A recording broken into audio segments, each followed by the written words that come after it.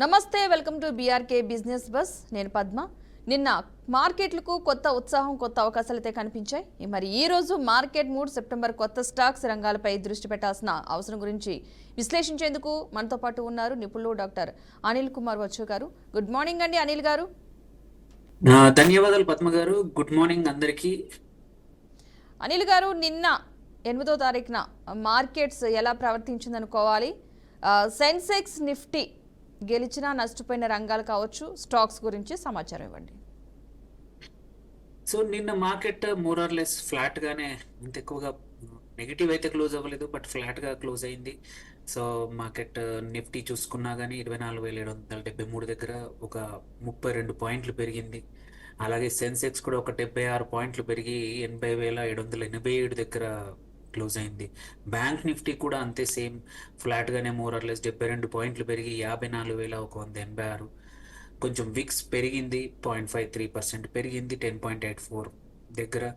So on the whole మధ్యలో కొంచెం లాభపడ్డా కానీ తర్వాత మాత్రం మళ్ళీ ఫ్లాట్గా ముగిసింది.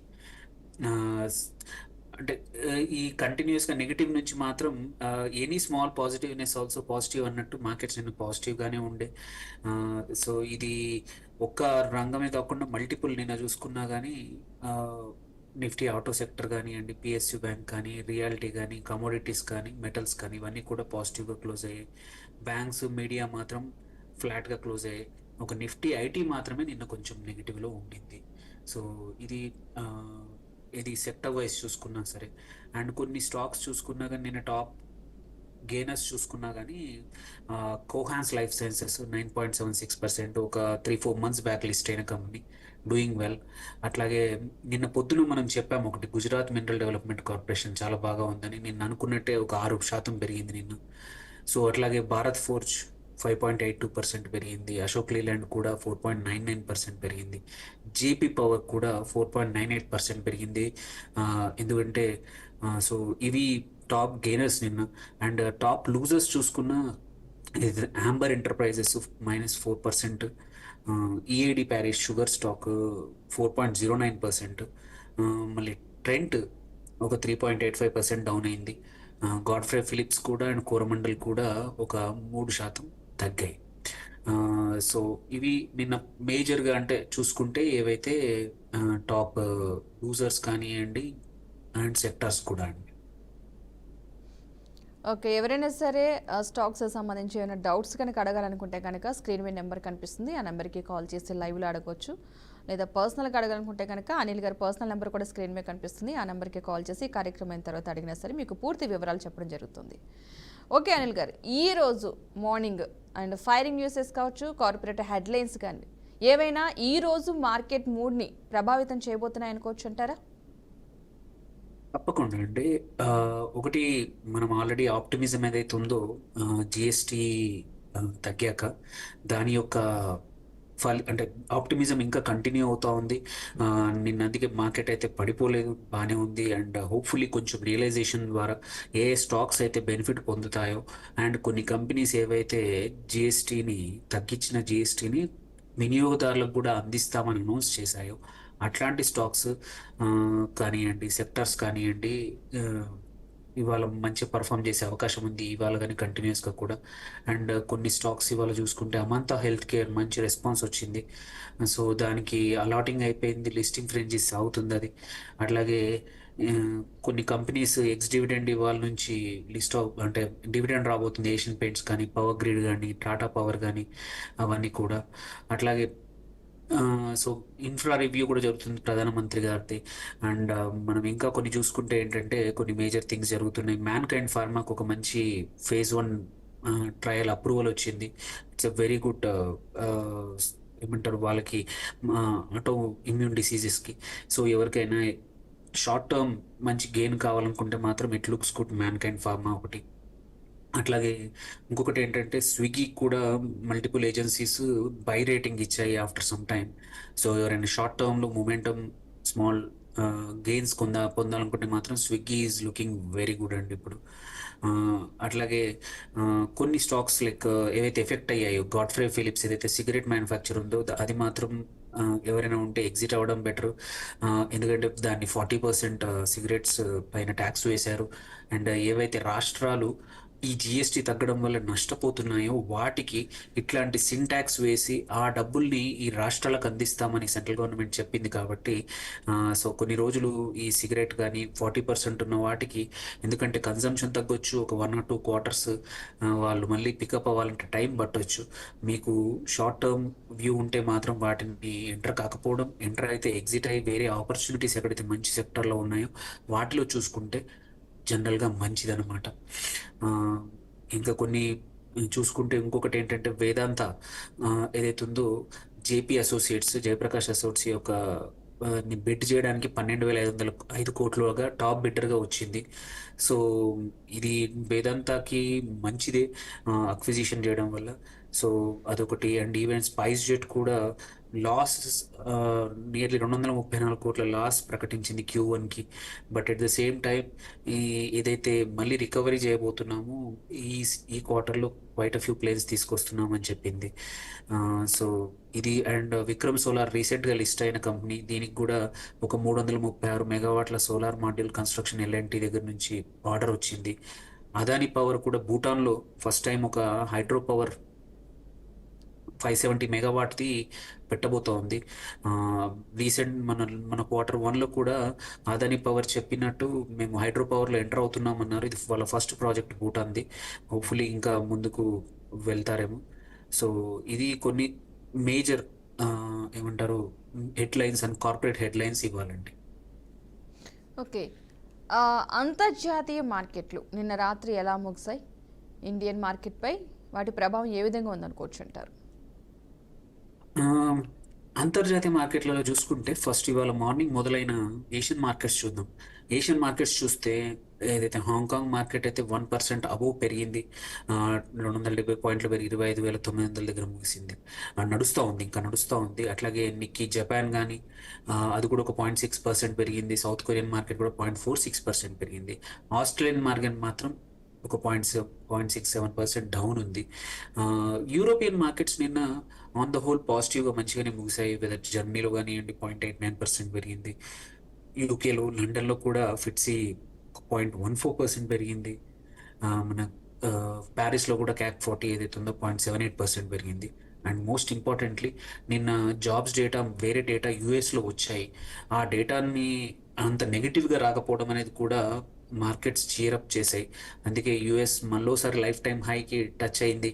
యుఎస్ మార్కెట్స్ అన్నీ కూడా డౌ జోన్స్ ఒక 0.25%, S&P కూడా 0.21%, నాస్డాక్ కూడా ఒక 0.45% పెరిగాయి. సో యుఎస్ మార్కెట్స్ అయితే లైఫ్ టైం హై రోజుకు రోజు ముందుకు పరిగెడతానే ఉన్నాయి. సో ఇవన్నింటివి చూసుకుంటే మాత్రం ఇవాళ మన నిఫ్టీ కూడా అంటే ఈ పాజిటివ్గా ఓపెన్ అయ్యే అవకాశాలు ఉన్నాయి. చిన్న గ్యాప్అప్తో ఒక 40-50 పాయింట్ల గ్యాప్అప్తో ఓపెన్ అయ్యే అవకాశం ఉంది. ఆ తర్వాత ఇన్వెస్టర్స్ ఏంటంటే మనం చూస్తున్నాము 25,000 దగ్గరకు వచ్చినప్పుడల్లా కూడా ప్రాఫిట్ బుకింగ్ చేస్తూ ఉన్నారు. సో ఈ సెంటిమెంట్ అనేది ఒకసారి ఇంకా బుల్లిష్ అయ్యేంత వరకు, అంటే ప్రాపర్గా క్లియర్గా డైరెక్షన్ బుల్లిష్ వచ్చేంత వరకు మాత్రం మనము ఇదే చూడబోతా ఉన్నాం. కొన్ని రోజులు ఈ ఫ్యూ డేస్ క్లియర్ డైరెక్షన్ వచ్చేంత వరకు మాత్రం ఫ్లాట్గా స్మాల్ రేంజ్లో పాజిటివ్గానే ఓపెన్ అవ్వచ్చు, పాజిటివ్గానే మార్కెట్స్ ఇవాళ క్లోజ్ అవ్వచ్చు. ఓకే. ఈరోజు సెప్టెంబర్ 9 మరి అలాగే వారం మొత్తం కోసం కూడా ఏ ఏ రంగాలు, స్టాక్స్, ఇన్వెస్టర్లు, ట్రేడర్లు గమనించాల్సి ఉంటుందంటారు? సో ఒకటి చూసుకుంటే మాత్రం మనకి ఏవైతే కీ స్టాక్స్ పెద్ద లార్జ్ క్యాప్స్ చూసుకుంటే మాత్రం ఇంకా HDFC బ్యాంక్ కానీ, ICICI బ్యాంక్ కానీ, అల్ట్రాటెక్ సిమెంట్ కానీ, మహీంద్రా అండ్ మహీంద్రా SBI ఇవన్నీ కూడా మంచి స్ట్రాంగ్గా ఉన్నాయి. సో మనం ఇవన్నీ స్ట్రాంగ్గా ఎంటర్ అవ్వచ్చు. ఎవరైతే స్టేబుల్ పోర్ట్ఫోలియో కావాలనుకుంటారో వాళ్ళకి ఈ స్టాక్స్ అయితే లుకింగ్ గుడ్. మీరు కొంచెం అవాయిడ్ చేయాల్సినవి మాత్రం ఇండస్ఇండ్ బ్యాంక్ కానీ, విప్రో కానీ, డాక్టర్ రెడ్డిస్ కానీ, టెక్ మహీంద్రా కానీ, ఏషియన్ పెయింట్స్ అంతగా స్ట్రాంగ్గా లేవు ఇవి. సో మనం ఈవెన్ లార్జ్ క్యాప్లో కాకుండా ఇంకా కొన్ని 12 months ఒకరికైతే 1 year వరకు ప్రెడిక్షన్ అంటే కావాలి అనుకుంటే మాత్రం టార్సన్స్ ఒకటి ప్రోడక్ట్స్, ఇది బాగా ఫార్వర్డ్ 12 month అప్ సైడ్ అవకాశం ఉంది దానికి. అట్లాగే GMM ఫౌల్డర్ బార్బిక్యూ నేషన్ కానీ, ఆర్ఎం ప్రాప్టెక్ కానీ ఇవన్నీ కూడా ఒక నెక్స్ట్ 12 మంత్ అప్ సైడ్‌కి మాత్రం looking good. They are good.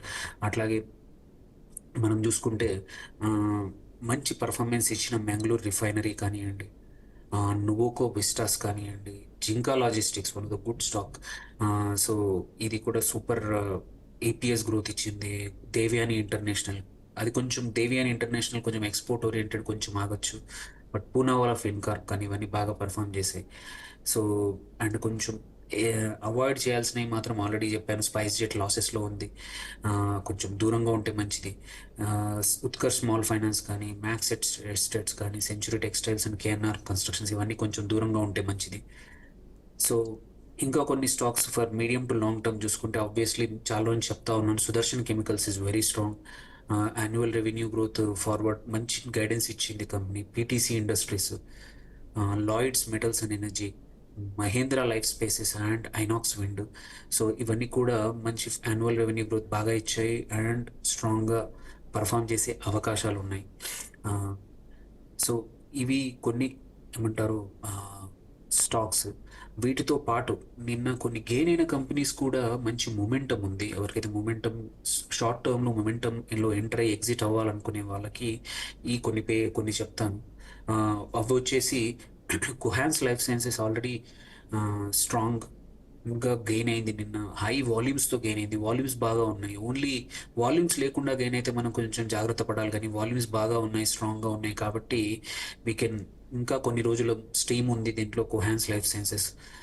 అట్లాగే జిఎండిసి స్టిల్ గుడ్.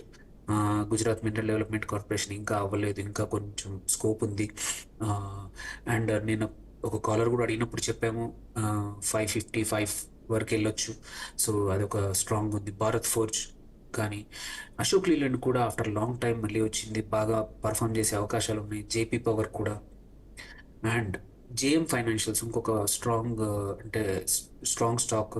ఆల్రెడీ 30% పెరిగింది ఈ క్వార్టర్లో, but still we have momentum left there. And Tata motors after some time back వచ్చింది. సో మనం చూస్తే క్వార్టర్లీ పర్సెంటేజ్ కూడా ఓన్లీ 1.2% పెరిగింది. This has good scope.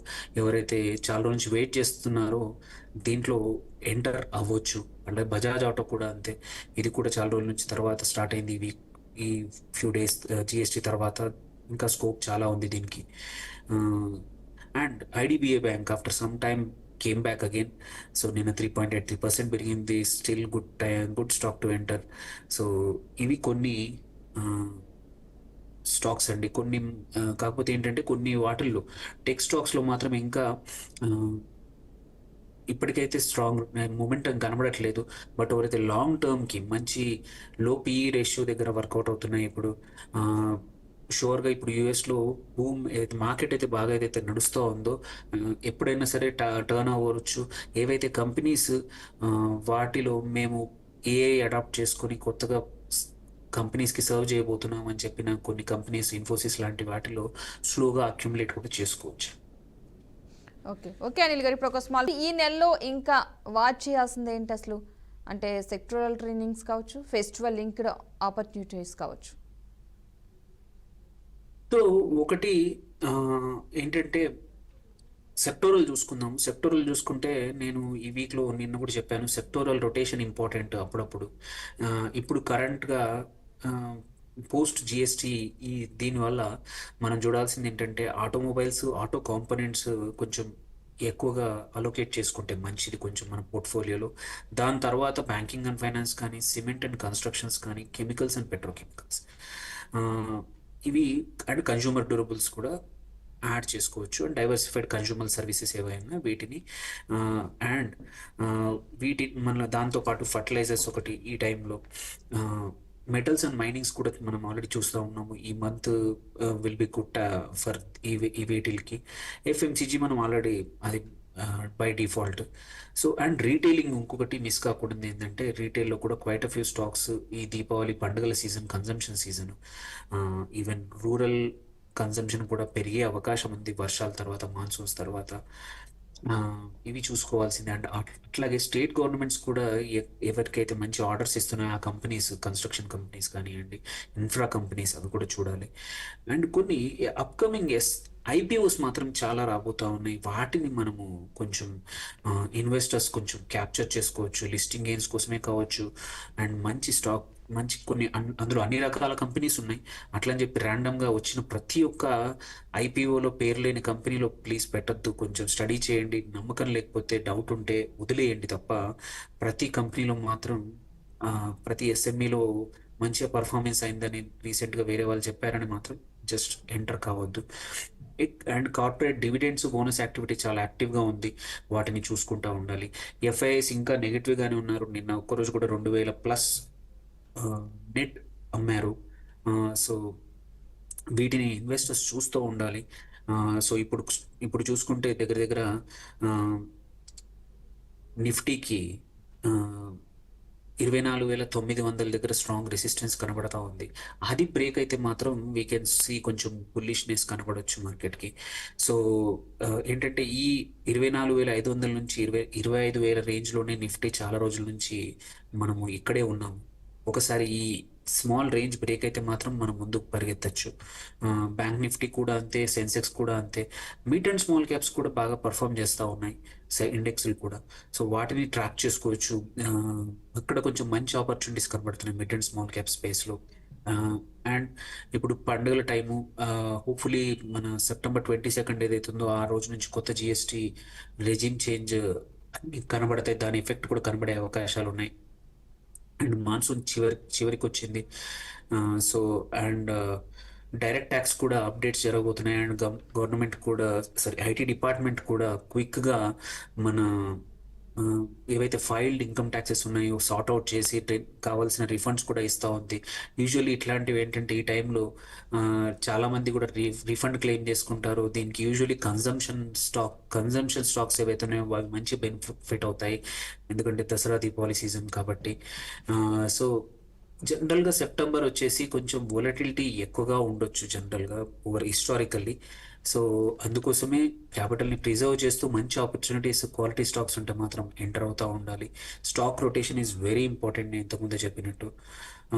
And వేరే సెక్టార్లో కూడా ఏవైతే రొటేషన్లో స్ట్రాంగ్గా లేని సెక్టార్లో కూడా కొన్ని మంచి స్టాక్స్ మాత్రం వాటి ఉంటాయి. వాటిని డామినేట్ చేస్తున్న స్టాక్స్ని పిక్ చేసుకొని మంచిగా ఎంటర్ అవుతే మంచిది. ఓకే, ఇప్పుడున్న మార్కెట్ కండిషన్లో ఇన్వెస్టర్స్ కావచ్చు, ట్రేడర్స్ ఎలా వ్యూహం అనుసరించాలంటారు? ఒకటి, నేను చెప్పినట్టు ఈ మంత్ సెప్టెంబర్ జనరల్గా కూడా వొలటిలిటీ ఎక్కువగా ఉన్న మంత్ అనమాట. ఇలాంటి టైంలో ఏంటంటే స్ట్రాంగ్ క్వాలిటీ స్టాక్స్ ఏవైతే ఉంటాయో వాటి మీద ఓవర్ వెయిట్ ఉండాలి. ఇప్పుడున్న పరిస్థితుల్లో ఎఫ్ఎంసీజీ కానీ, ఆటో కానీ, లైఫ్ ఇన్సూరెన్స్, ఇన్ఫ్రా వాటిల్లో కొంచెం ఓవర్ వెయిట్ ఉంటే మంచిది. అండ్ పెనీ స్టాక్స్లో మాత్రం 3-5% కన్నా అలొకేట్ అస్సలు చేయకూడదు.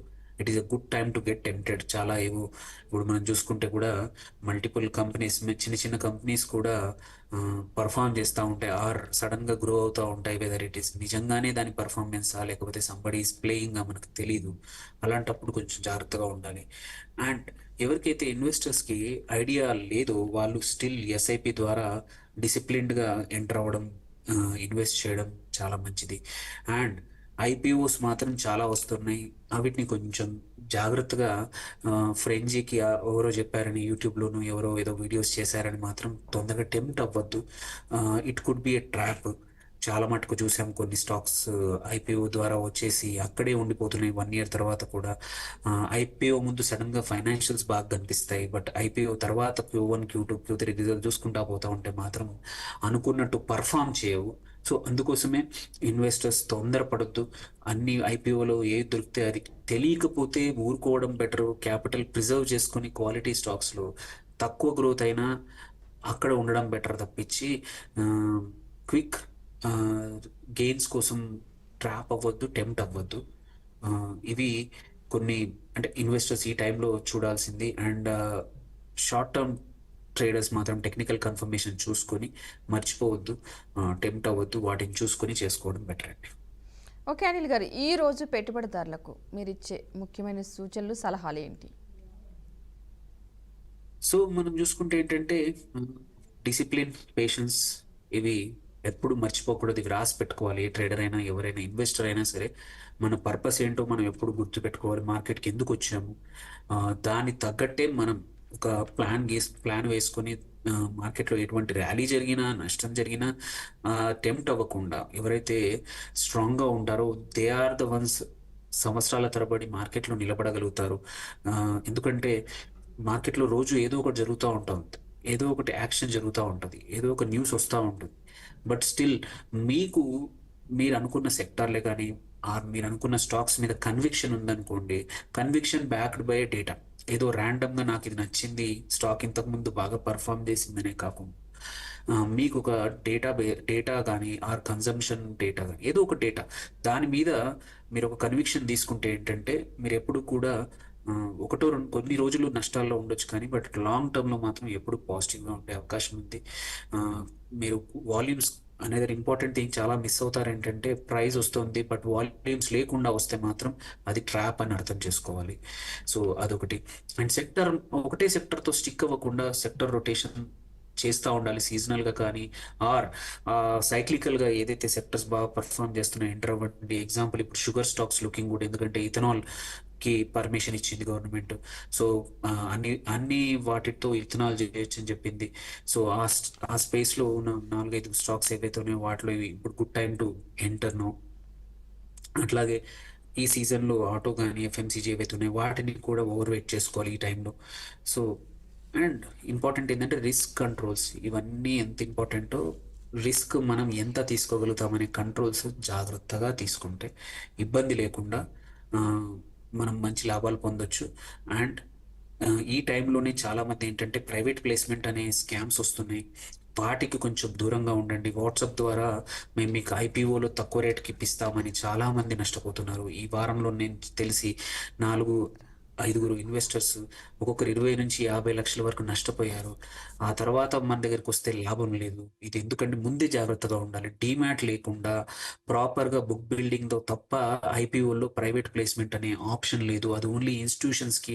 ఆ ఇన్స్టిట్యూషన్స్ కూడా నువ్వు ఇన్స్టిట్యూషనల్ అకౌంట్ అని ఇంకో మోసం జరుగుతుంది. కొంచెం జాగ్రత్తగా ఉండండి. Don't get tempted. స్టాక్ మార్కెట్లో ఇట్లాంటి మోసాలు చాలా జరగచ్చు. మీకు వాట్సాప్ ద్వారా టెలిగ్రామ్ ద్వారా వస్తున్నాయి. కొంచెం డీమ్యాట్ లేకుండా ఎవరు ఏమి చేయరు, ఇది గుర్తుపెట్టుకోండి. Thank you. ఓకే అనిల్ గారు, లాస్ట్గా ఒకటి గోల్డ్ సిల్వర్ కొనే వాళ్ళకి చిన్న సూచన సలహా ఇవ్వండి. ఎస్, మనం నిన్న చూసుకుంటే లైఫ్ టైం హై దగ్గర గోల్డ్ యూఎస్ మార్కెట్లో ఎండ్ అయింది. అండ్ ఇప్పుడు కరెంట్లీ పండుగల సీజన్ కూడా నడుస్తూ ఉంది.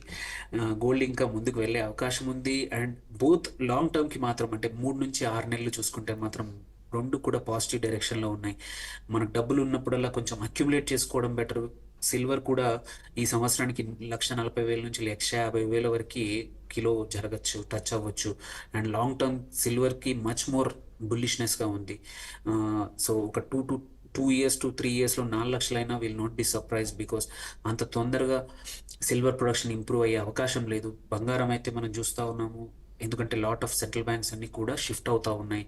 ఈవెన్ మన ఆర్బీఐ కూడా బంగారాన్ని ఈ సంవత్సరం ఆల్రెడీ కొనింది తన ఫారిన్ రిజర్వ్స్లో, ఇంకా కొన్ని యాడ్ చేయబోతా ఉంది. సో ఇప్పటికైతే ఎటువంటి రిస్పైట్ అంటే తగ్గే అవకాశాలు అయితే లేవు. కొంచెం ఉన్నప్పుడల్లా కొంచెం కొంచెం అక్యులేట్ చేసుకోవడం బెటర్. ఫిజికల్ గోల్డ్ వద్దనుకుంటే గోల్డ్ ఈటీఎఫ్స్లో కానీ గోల్డ్ మ్యూచువల్ ఫండ్స్లో ఎంటర్ అవ్వడం మంచిది. ఓకే రైట్, థ్యాంక్ యూ అండి. Thank you so much Anil గారు, మంచి విశ్లేషణ వివరణ అందించినందుకు థ్యాంక్ యూ సో మచ్ అండి. సో చూసారు కదండి, ఇక ఇది నాటి బీఆర్కే బిజినెస్ బస్. నమస్తే.